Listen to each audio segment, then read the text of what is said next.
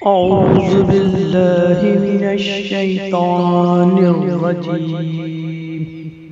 بسم الله الرحمن الرحيم. السلام علیکم ورحمۃ اللہ وبرکاتہ. حدیث: ایمان مدینہ منورہ میں سمٹ کر آ جائے گا.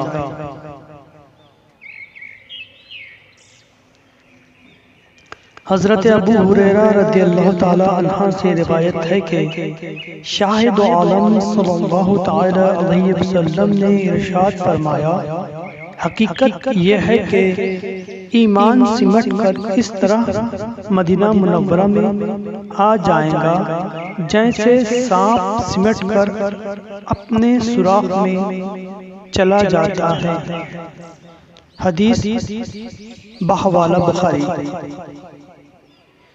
تشبیہ اس معنی میں کہ سانپ خود کو اپنے دشمن سے بچانے کے لیے پھرتی سے بل میں چلا جاتا ہے، پھر مشکل ہی سے باہر نکلتا ہے.